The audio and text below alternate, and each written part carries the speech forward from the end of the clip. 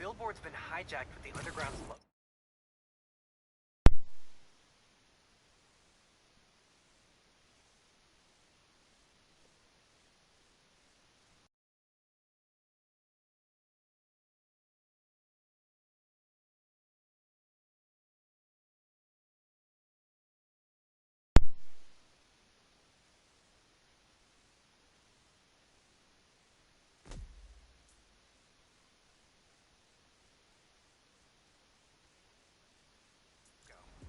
Very suspicious.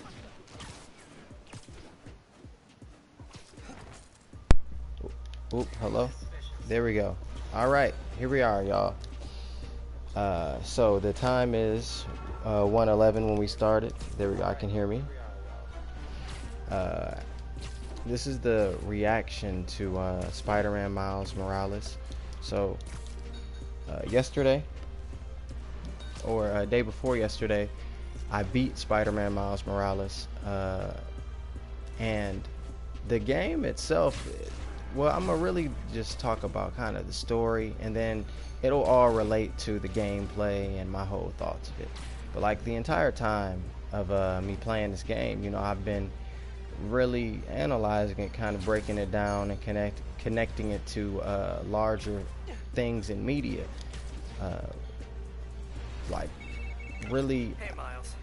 I'm catching up on What I would, or what many would say, like things that are, I guess, kind of irrelevant, right? Seemingly irrelevant. Like I've been, I was talking about Shakespeare as it relates to Spider-Man, as it relates to all of the, ooh, I'm right now. Hold on, wait. Let's listen to, because this connects too. Have you thought about teaching? You're pretty good at it.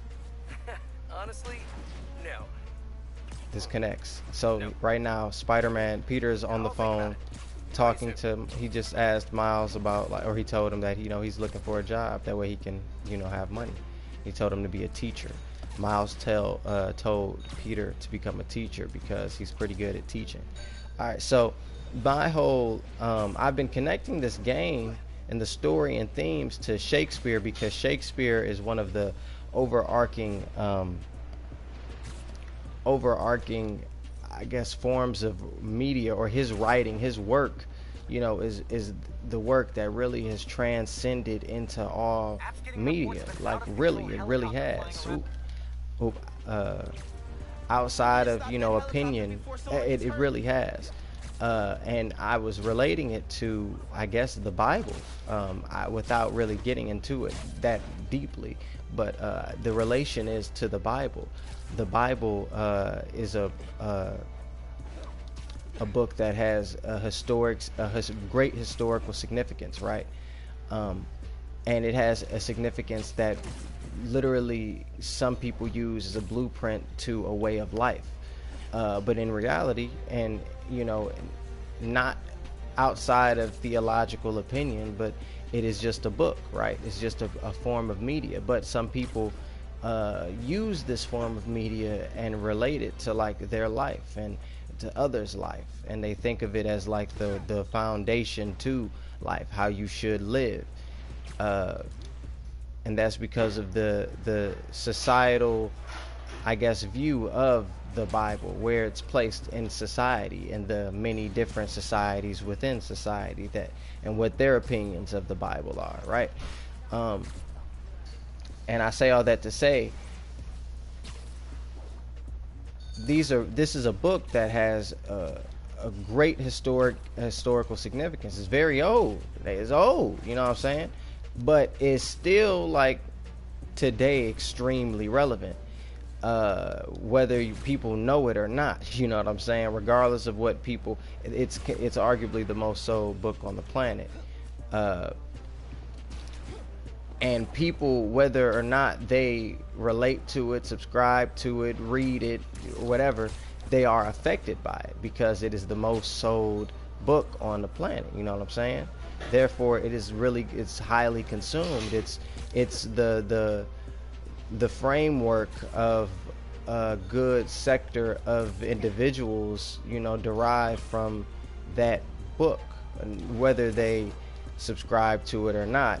the individuals that consume it, because it's so highly consumed. You know, they make up a great portion that, you know, the individuals, whether they consume it or not, are subjected to it. You know what I'm saying?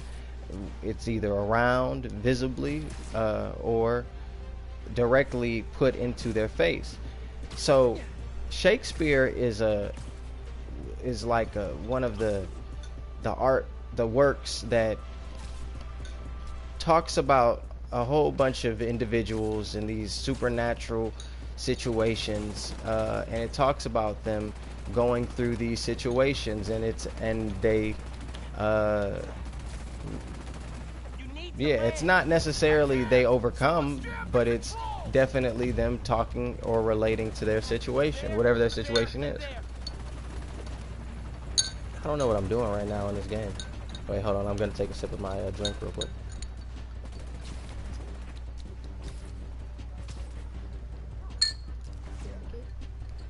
It does good. Woo. Had to sip my matcha tea, you know, that bougie Venom today, bougie Venom. But so like Shakespeare has this very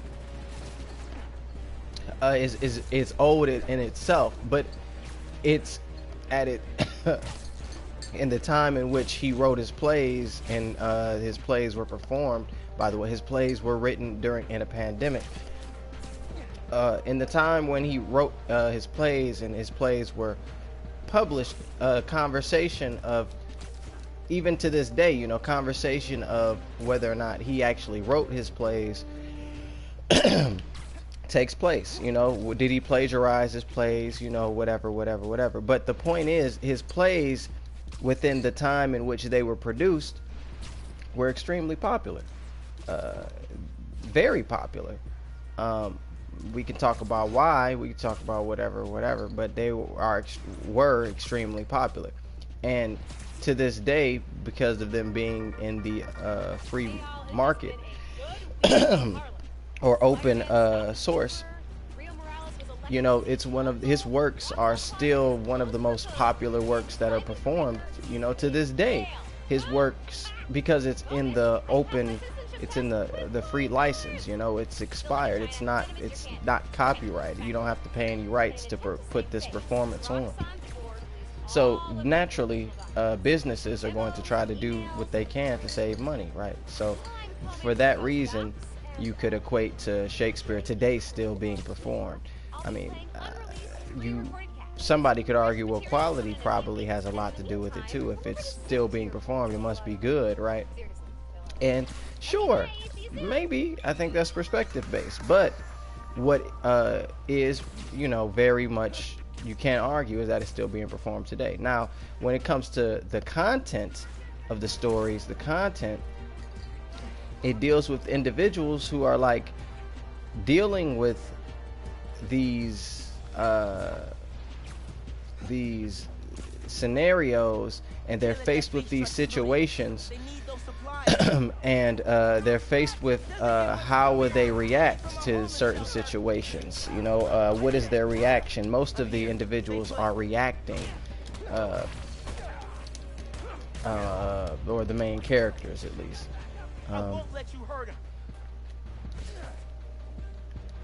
I think that me just saying that, you can kind of start seeing, you know, a little bit of similarities of characters in media of reacting. But that doesn't mean, just because a character is reacting doesn't mean, you know, the influence with Shakespeare. There are definite themes within Shakespeare, but my whole point is that Shakespeare is very much relevant, and the Romeo and Juliet trope is something that is very much relevant, and it has a significance that goes deeper than just Shakespeare. It has a significance that speaks to these, you know, these stories that have ancient, you know, telling.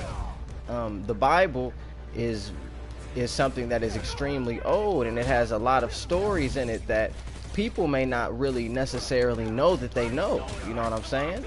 Like, there are stories that may have been adapted and have been adapted in different ways, in different forms of media, but these stories these stories, you know, are prevalent and used for a particular reason, right? Outside of them just being stories, like the Bible is looked at as something for a particular reason.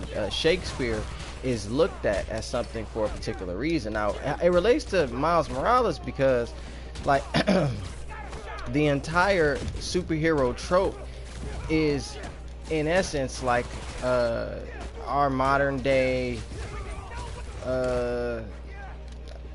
I guess, stories of the gods, right? Like at the time of Shakespeare, at the time of the Bible, you could maybe, there are a whole bunch of interpretations that you could have, but like there are some interpretations and some theologists that go, you know, maybe the Bible, a particular theory, maybe the Bible at the time of its conception was regarded as something, as just a piece of media, framework of media, like any book, right? What if it was a time in which it wasn't regarded highly as it is now? Not saying it wasn't significant, but what if it wasn't, you know, regarded as it is now? You know, what would that mean for it then to be regarded in the way that it is now? What does that change? What was it regarded to before? If it was just a piece of media, if it was just a piece of media that people consumed, right? People read these stories and they were able to get whatever information they could out of it. But is it possible that without it being regarded in that light, it's an entirely different perspective that you have with the media? Right? Are you able to extrapolate different messages that you maybe wouldn't be able to get if you had a certain perspective of that media, right? So the Bible at one point perhaps was not at the high regardation that it's at now. I made up the word. And perhaps that changed the perspective. What if, you know, Spider-Man and these cultural icons, what if they weren't at the height that they were at? You know, what stories would what impact would they have then, right? The height that they are currently at, what impact do they have now? Is that impact even taken into account when creating a piece of work with the character Spider-Man? Right? With great power comes great responsibility, right? So if Spider-Man is this entity that is known worldwide, like worldwide, is that information understood by the individuals who are creating the work? And are they fully aware of what that information means? Meaning that this character is something like, this video game right here is a piece of work that anybody with the proper hardware and software can have access to. They can have access to this entire experiences in which you play as this character with these supernatural abilities, and he goes through this entire experience, and that story is told worldwide because people have access to the story worldwide. Is that like power acknowledged by the game creators? And if it is, like, to what extent is it acknowledged? And what does that power even mean, right? To have something that can reach the entire planet, to have a megaphone that has the power to touch the ears of everybody, like, what does that mean? Like, does that mean that some people may be careful, or that the person who has that power is careful with what they say? Are they purposeful with what they say? Do they acknowledge, you know, the world is listening when they say what they say? Like, does the world's ear have an impact on the story being told? Something in that store. Looks like a robbery. For real. When the Bible was created, was the concept that it would be known worldwide? Did that come into play? For real. It's a theological point of a theological piece of writing, a theological work. Was it created with the concept of this is going to be known worldwide? This is the gospel worldwide. Was that the framework of its creation? And if so, then what does that mean? I ask that because what does that mean for a piece of media, right? That right now is considered to be a video game. It's just like, video game, woo, But there are individuals who have an entire upbringing learning these stories, right? They learn these characters, they learn these themes. What part of the brain is this information being stored in? And is this part of the brain different from where factual information is stored, or even, religious theological information? Is it a different part of the brain? And if so, like, does that then change the perspective of the information? If not, does that change the perspective of the information? What I'm saying is that this is the first Spider-Man game in which you play as a black kid, right? So there's a lot of weight that comes with that. Y'all remember that GameSpot dude, the exaggerated swagger of a black teen or whatever? And I think he was a black dude that said it, you know what I'm saying? But and that was cut and threw all across the internet, because the fact that he's black means something for real. Like, from a worldwide perspective, the fact that he's black means something. And when we look at the world stage, it's interesting at the timing of Miles Morales, right? And then when you look at the movies, what's going on, or the streaming service. I haven't seen Falcon and the Winter Soldier, but when you look at that, now Captain America is black. What is the framework? What are we, if we have this world stage, I figured it out. How to safely slit an atom. what is the purpose of having, these things? This is a genuine question. You have this worldwide audience to tell this story to. Why are these things happening? And is it a coincidence? Because I mean, like, perhaps, but just like we have the concept of Easter eggs, right? Okay, I'm trying to, like, I don't know how to, I'm playing, y'all. Well, I'm not just like talking, like, I'm actually playing this. When I get home, I'll set up a task board, start tracking out sound effects you'll need. Okay, here we go. I don't know what I'm doing. Scores. Anyway, but Can you feel that?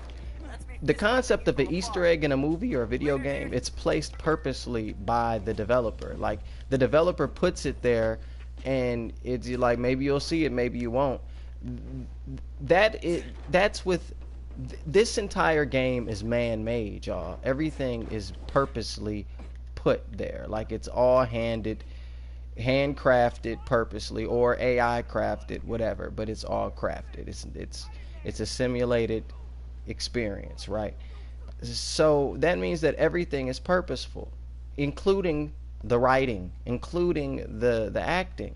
So what does it mean when we have a Miles Morales, when we have a Falcon who is Captain America, when we have in the context of this game now, a Miles Morales, a Aaron Davis, a Finn, whatever her last name is, a Rio Morales, a Genki Lee. Like, what does that mean on the world stage to the world's ears? What does that mean from the person saying it, right?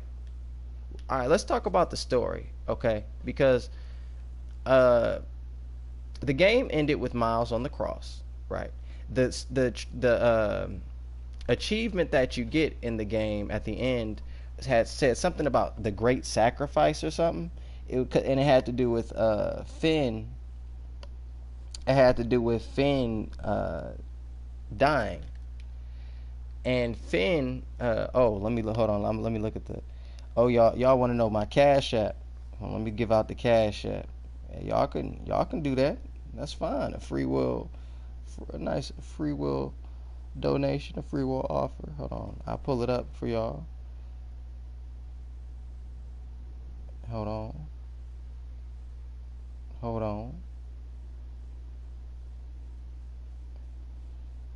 Alright, the Cash App. Alright, so y'all, my Cash App is here, I put it in the thing too. The Cash App is Venom 2 mil or Venom 2M. Alright, if y'all want that. Here we go. How do I put them? I'm gonna type it in the chat real quick. Cash App. If y'all want to do that, that's fine. I'm with it. Yeah. Oh, it's Venom 2M. Here it go. There it is. There it is. If you want to pin it, there it is. All right. So anyway, you got like Miles sacrificed himself, or he sacrificed his friend for the city. Like, that was ultimately what the game was about. Miles sacrificed his best friend for the city, and you know, his uncle told him to lie to his friend because he told the truth to his brother, who is Miles's dad, who was a cop, and he told him, yeah, I'm the prowler, I'm a criminal or whatever, and his dad, who was a cop, was like, bump that, bro, and like then they wasn't cool no more. So that was Aaron's reason for telling Miles, don't tell Finn the truth, and Miles listens to that, and all hell breaks loose because he lies to his friend. But the thing is that he was going to lie to her anyway. Like, I understand that he wanted to tell her the truth and all that, but he didn't, y'all. Like, he didn't. Like, he's supposed to be Spider-Man, yo. And the story of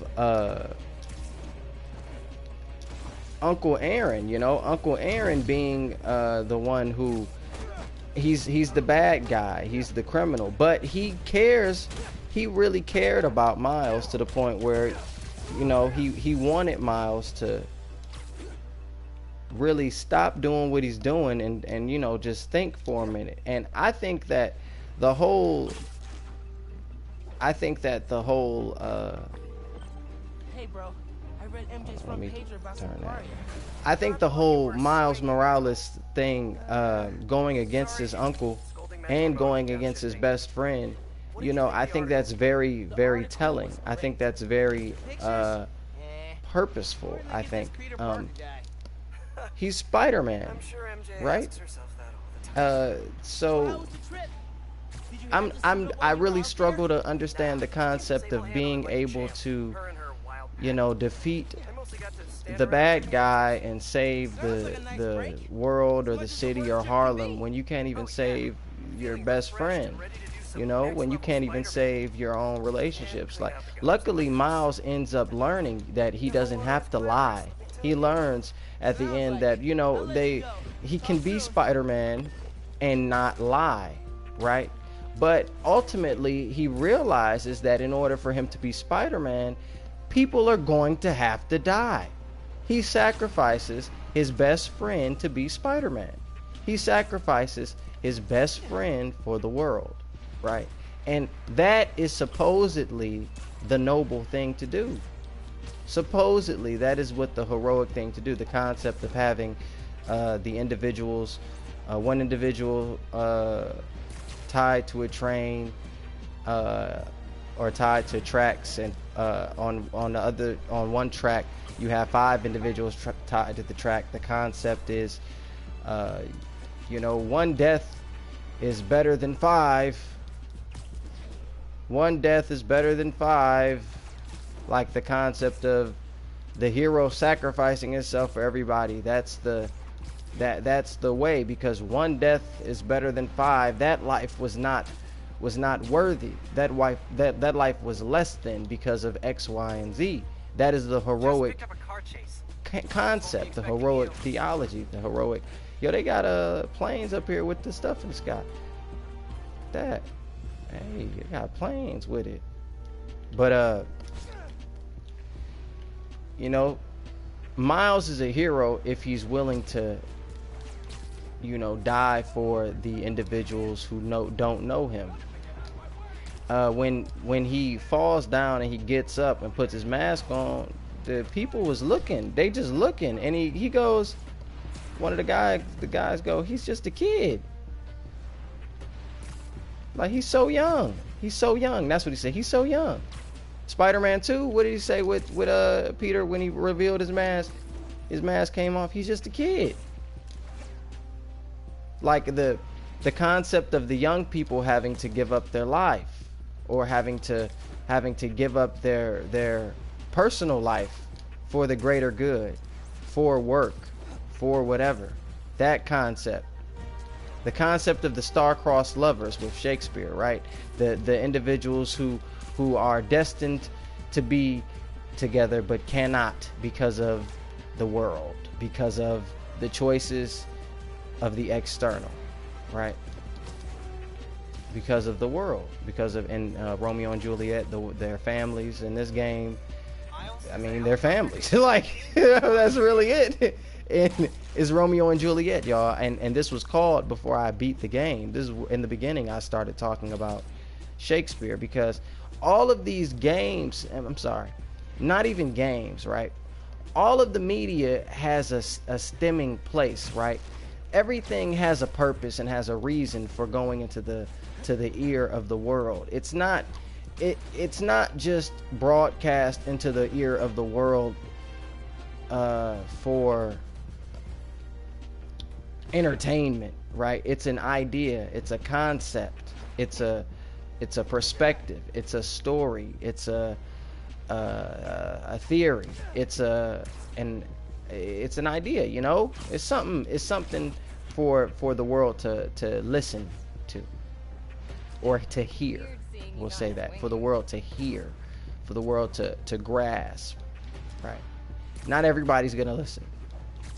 Not everybody's gonna grasp it, really.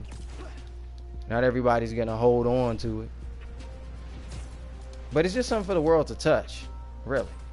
Something just for the mind, the masses.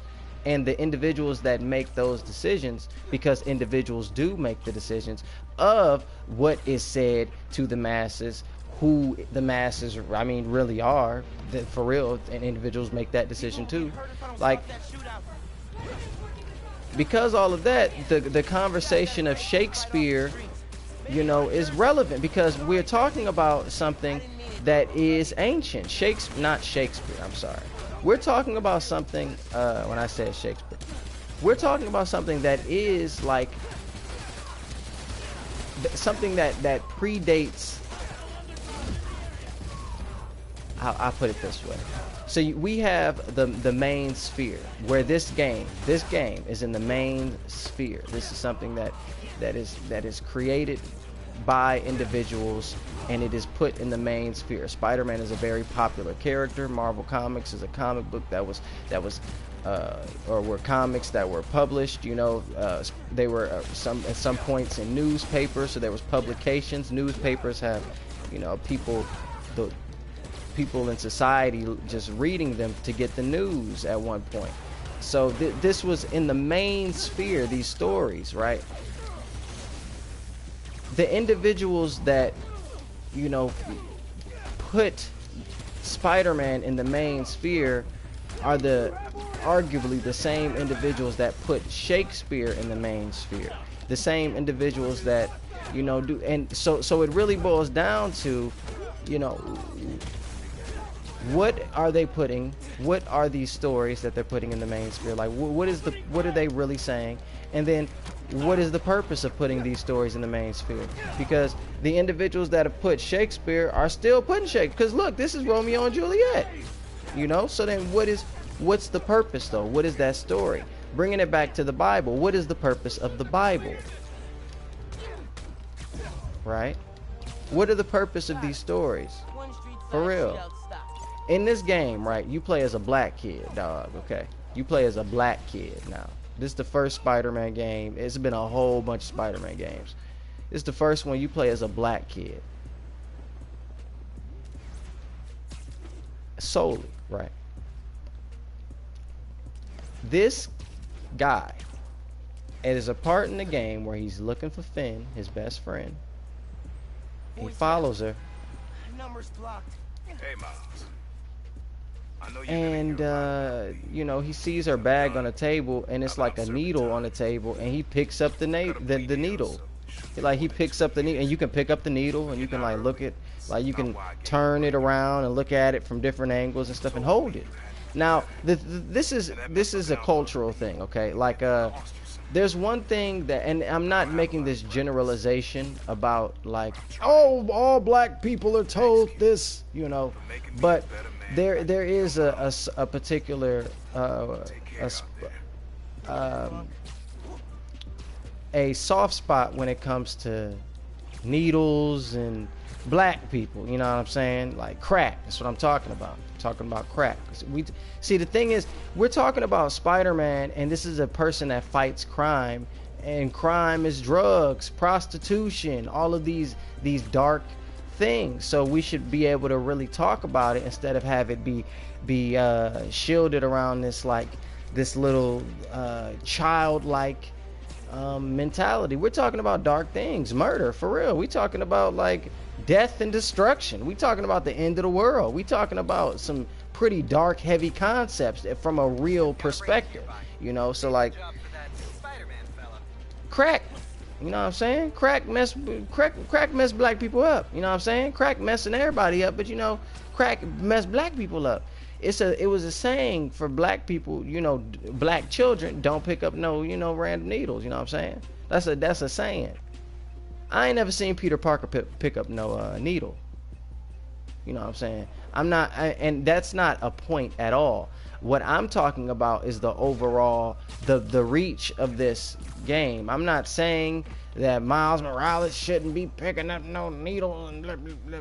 I mean, I'm not saying he should be. I'm just saying that the audience of this game is specific, and there are particular themes for particular audiences, particular things, right?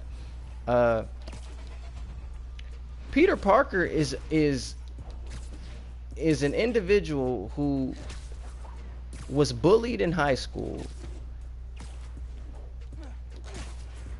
and after his uncle's death,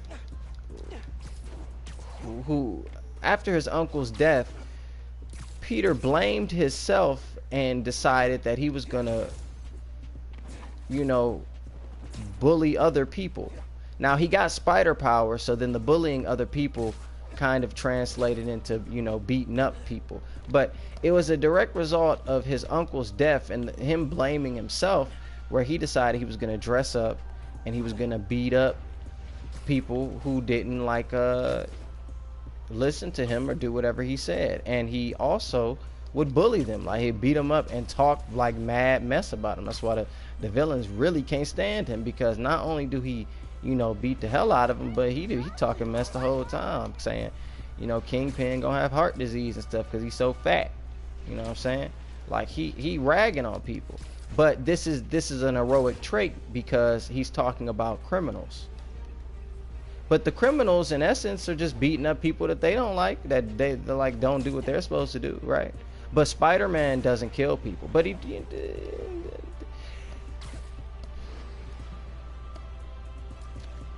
Spider-Man is a person that literally lies to all of his loved ones. And he messes up all of his close relationships because of him lying, and because of his power hungry attitude.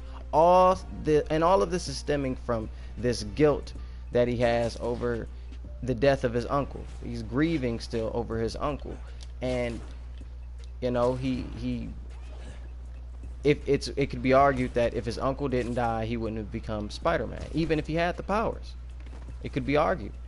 Somebody might argue, well, he would be a villain. I don't think so. Like, maybe he would just have powers.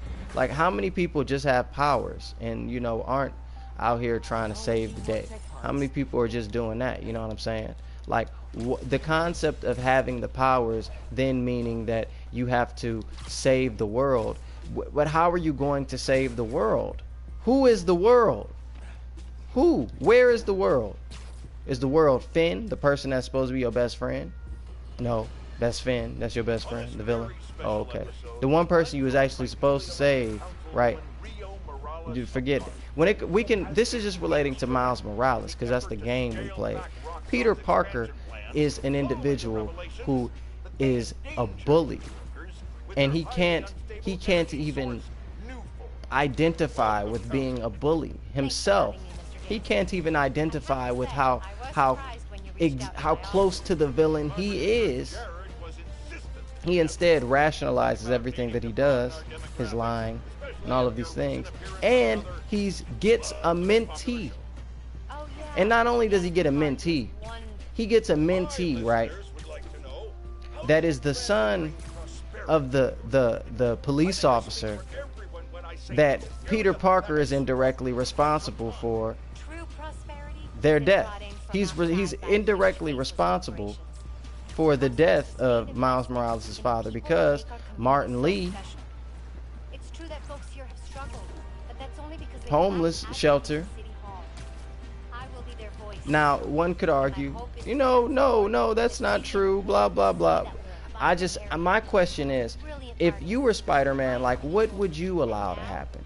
Outside of what's good and what's right, what's wrong in the right way. Like, Spider-Man can do anything, right? But if he's late, if he's like a 5 minutes late to the theater performance that his girlfriend has, he's just SOL. He's out of luck. He can't go and see her performance because he can't get in there. Now, if a villain is in there, he gonna get in there, but not his girlfriend, not her live performance, her first performance. He can't get in there, right? And that's a righteous hero. If the villain is in there though, so where is his priorities? How are we saving the world? Who are we really saving?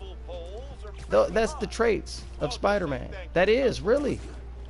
That individual is the individual who took the son of the dead police officer. He took his son under the wing and he told him, you know what, you're gonna be a liar. You know what, you're gonna be out here very violent. You're gonna be putting yourself in harm's way. You're gonna put all of your loved ones in harm's way, and you're gonna protect the assets of the individuals who are out here really oppressing individuals and messing stuff up. Now, that's not what he literally said, right? But that's what he's doing, because guess what's going on? Norman Osborn re-election, y'all. Kingpin, he went back to jail for 12th time. He in there chilling. He be out. Rhino then came in and out several times. We already know what's going on with that. What's the Simon Kruger? Now he in jail. It's just gonna be another one. Alistair Smythe next. Otto Octavius next. Like, who are we really saving? You got a whole pandemic that was unleashed in New York. Stay-at-home orders put into place. A whole pandemic. This virus that Otto Octavius created, and he unleashed it on the world. And that's the reason why Spider-Man's aunt died. What world are we saving? Who are we saving? Who's being saved? The world, the invisible made up world. Look, the concept of saving the world is not real. Who is the world? The individuals that are real are the individuals that you know. That doesn't mean that everybody else is not real and forget everybody else. But that means that everybody needs to take care of what is real. That's what the issue is. The focus on saving the world. You can't save the world because the world is not, it's an unfocused, indirect entity that you are referring to when you say the world. When you want to save the world, you will never be done because the world will never be saved. It's not. That's not how it works. What works is saving Finn. What works is saving Uncle Aaron. What works is saving the individuals that you can actually save, the individuals that you actually have within your reach. Miles Morales was taught by Spider-Man to fight his best friend. She goes, "Why are you still fighting me?" The response was, "Because I'm Spider-Man." And that's supposed to be like the staple moment, like the, oh yeah, you know what I'm saying? Yeah, because he's Spider-Man. He literally beaten up this girl, literally beating her up, like literally she was bleeding, scratches on the face, cuts. We going at it, dog. We going at it. And that was Miles Morales' story, to fight his best friend, fight this girl who's his best friend. That was his main villain, his best friend, who's his girl. And it ended with him killing her, sacrificing her to be Spider-Man, and him on the cross. And him on the cross. That's how the game ended. It ended with him killing her and him on the cross. So, you know, Spider-Man Miles Morales, the world stage, you know, they got the story. Or it's played on the world stage. You know, the game itself, the gameplay, Spider-Man PS4, but with the Venom strike. It's pretty cool. I like, it was cool. I really wish that the swinging was better. I really wish that, you know, it was like I could mess up, but whatever. It's cool. It is what it is. You know, maybe the next one they'll make the swinging better. I don't know, man. Look, the thing is all of this is it's not an accident. Like, they're remaking the same Spider-Man game purposely. We could make any game, you know. They can make any game. These are individuals who are literally in control of the big IP, okay? Spider-Man is the big IP. Right now we see him as just this made up individual, but who knows what he could be to civilizations, you know, years from now. Who knows who he was to civilizations millions of years ago. Yes, this is a something that is not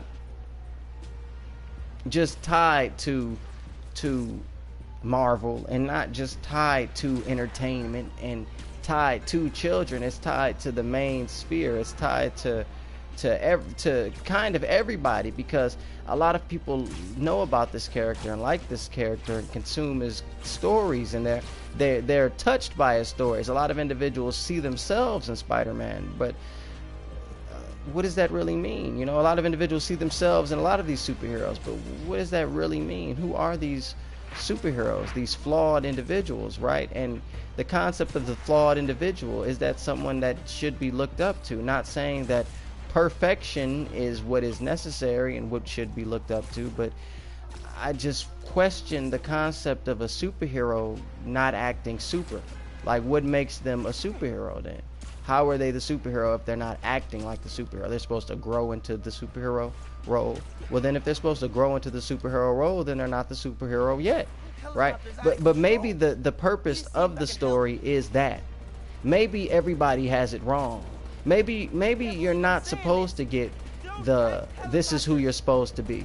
I mean, after all, the tagline of the game is, you know, or Spider-Man PS4, the tagline of the game was be greater. The tagline of this game is, you know, be greater, be yourself.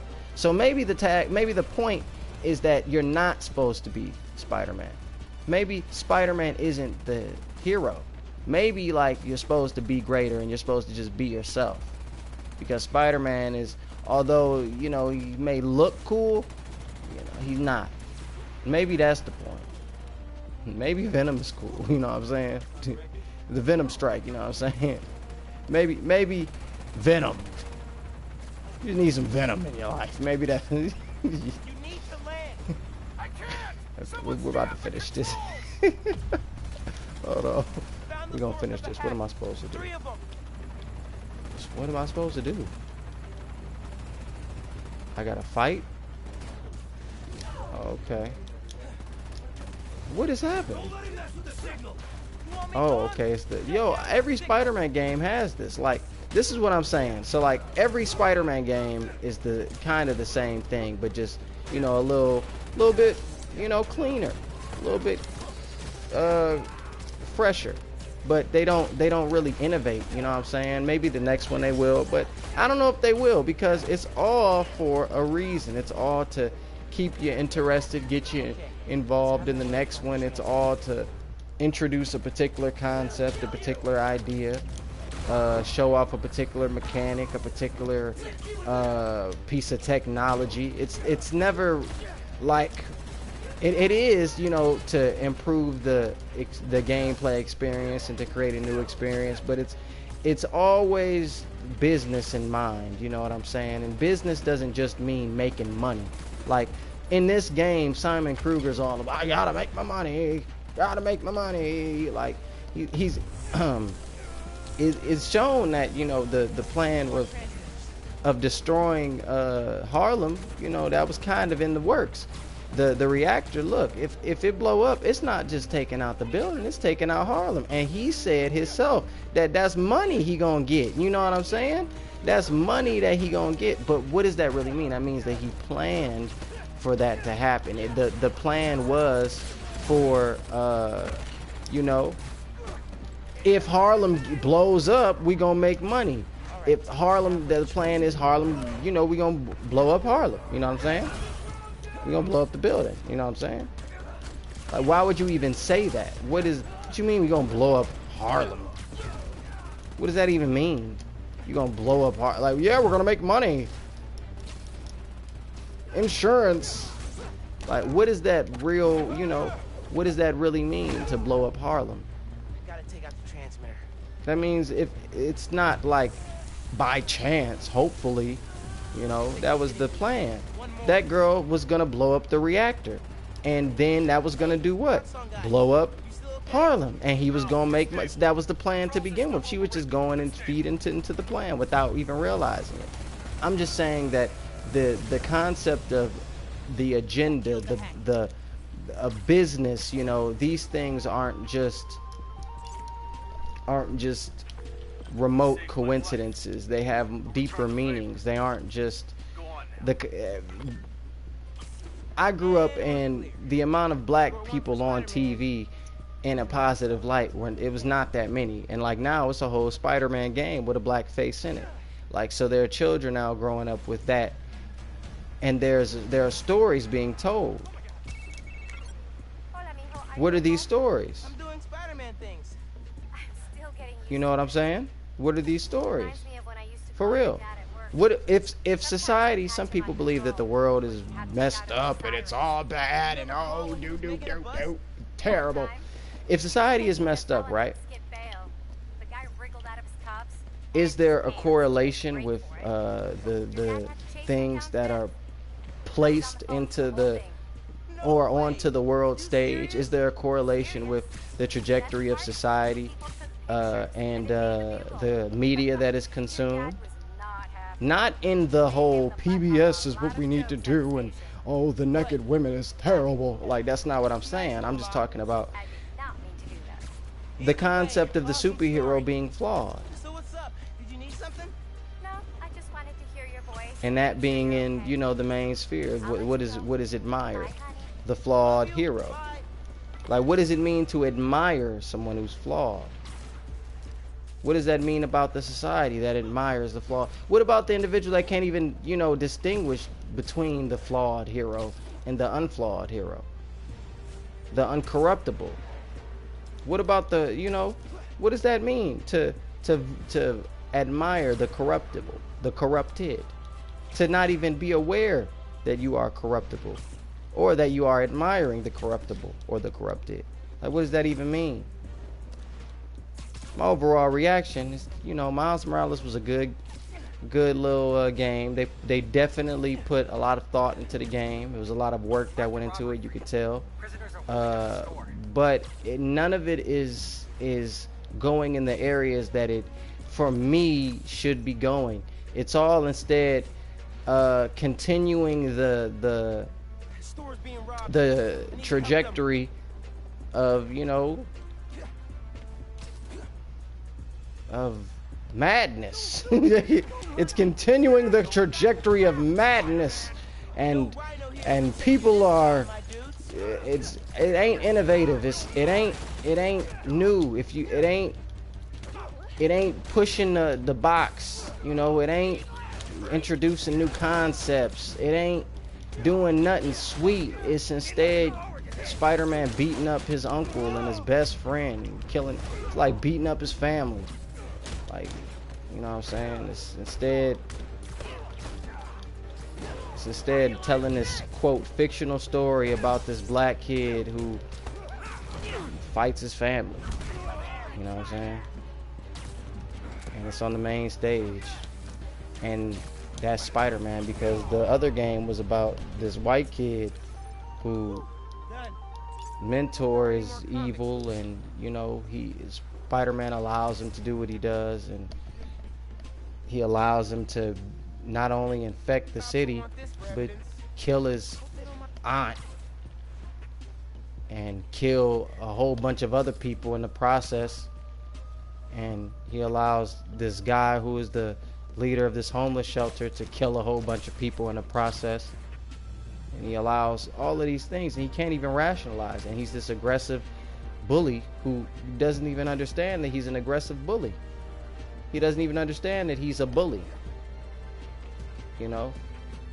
So like, you take that guy and you have him get a young protege, and there you go, Spider-Man Miles Morales. If Peter had his uncle, like, I mean, honestly, if he had his uncle, I don't think he would have became Spider-Man, but because the point is the trauma, right? The trauma is what ends up this building. You guys remember this from Spider-Man? But the trauma is what ends up always awakening that whatever, because it's like a running away from really, you know, acknowledging and taking responsibility. You know, it's the pushing away and the blaming of the outside. Peter had nothing to do with his uncle dying. Like, for real. You could say, if I had stopped that robber, he wouldn't have broken into my house and shot Uncle Ben. Like, dog, please, you're torturing yourself. For real, you really are. You do not win in any shape, way, or form with that thought process. For real. If you had stopped the robber, well, you didn't, dude. You didn't. So now what are you going to do? Are you going to be a grown up and like acknowledge that like you didn't, and let's move forward? You can't take blame for that. That had nothing to do with you. You learned from the lesson. You learned. The lesson is, every time that I must stop all crime, every crime that takes place is my responsibility, because my uncle died, and I don't want anybody else's uncle to die. Like, dog, bro, let me tell you something, dog. You will never stop crime. You will not, because crime has nothing to do with your uncle dying, and has nothing to do with none of that, and it has nothing to do with fear, and has nothing to do with violence like that. It does have to do with fear. It has to do with the fear of survival. Individuals have to survive. You can be the most superpowered individual, dog, and somebody's still gonna step up to you, especially if they need to survive. You telling them to back down and just take it. You telling them to sit down.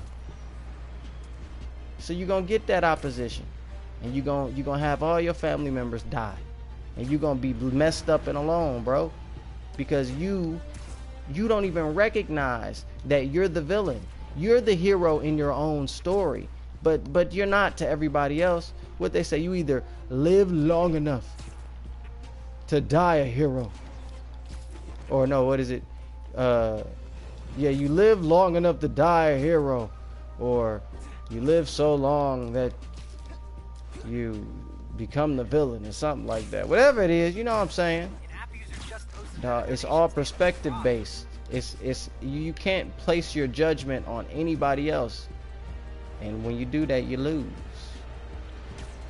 And I think Miles failed to learn the ultimate lesson, and he made the ultimate sacrifice, dog. He sacrificed his best friend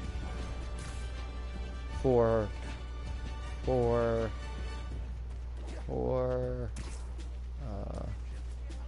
world, for the world, I guess, to be Spider-Man.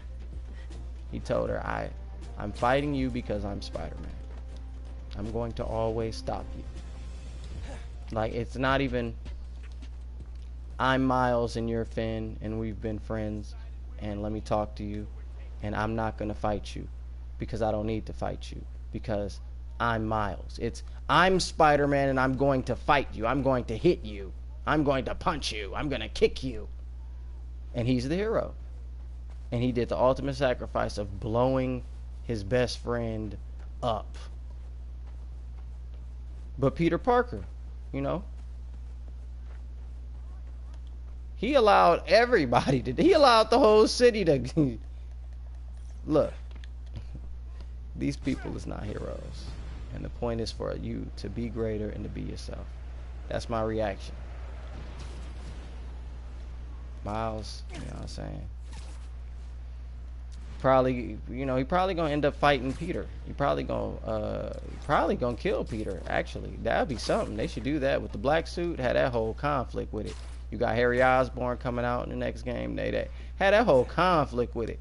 Make Miles kill Peter. That'd be something else. Or he kill that black. Yo, hey, do it, Insomniac. Y'all like doing crazy-ish. Do it. Make Miles kill Peter. That's what y'all should do. Make Miles realize this is bull. No, they're not gonna do that. People probably like, what is he talking about, dog? All right, I'm gonna go to the chat, y'all. I'm gonna read y'all a little. I'm read your chats, and then we gonna head on out because it's 2 a.m. You know. So he said, we love you and your videos. Appreciate you. The guilt and blame thing was also touched on Ultimate Spider-Man 65, where Mary was telling Peter that none of those mishaps with people dying was his fault. I think that's just part of his character, though, just one of his flaws. You either die a hero or live long enough to become the villain. Yeah, that's the issue is, like, it doesn't become his fault until he makes it his fault.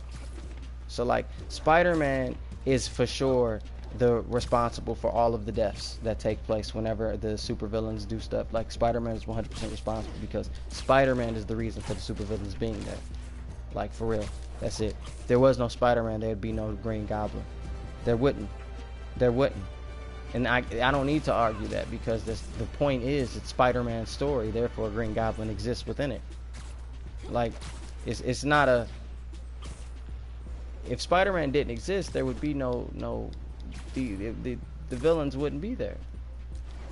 Spider-Man is 100% responsible, but Peter Parker is not responsible for Uncle Ben's death, and that has to be learned and accepted and acknowledged. What does it mean when we can't even acknowledge, you know, when we're actually responsible? Especially if your tagline is "with great power comes great responsibility," you should really be able to identify that responsibility aspect. For real. Why is the superhero flawed? What are we looking up to? Who are we aspiring to be? Hamlet is not someone's aspiring to be. That's all I'm saying. Alright, y'all. That's it. That's the end of my reaction to Miles Morales. Hey, it was a pretty cool game. Peter and Miles talking, they doing their thing. You know, that the next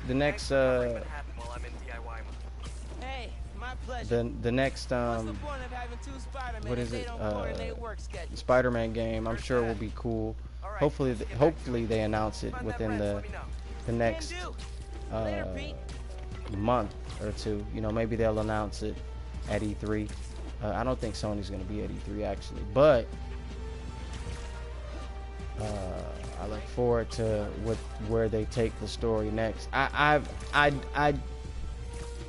I'm really trying to get you all to begin thinking about the theological impact that these stories have, or the psychological impact that these stories have on individuals, because it's not just a story about a kid, you know, killing his best friend and that being placed into the main sphere, you know. Like, that's for a reason. Like, remember, this is Disney, this is Marvel, this is the story was that he killed his best friend. You know what I'm saying? Like, that's not, you know, Spider-Man PS4 was like, he's responsible for, because Spider-Man could have just stopped Otto Octavius in the he really could have. He could have stopped all of it. Martin Lee, all of it. You're Spider-Man, dude. Walk up in there, web him up, bro. This is it. We're not playing no games. So it's just the perspective. It's just, you know, Hamlet can't make the decision. Can't, you know, always back and forth, trying to, you know, figure this out, figure that out, instead of just doing. You know what I'm saying? Just doing. We're doing what needs to be done because you are that person. You know what I'm saying? You're supposed to be that person. You got to do what needs to be done. Somebody got to do it. That's it, y'all. Appreciate y'all. Peace.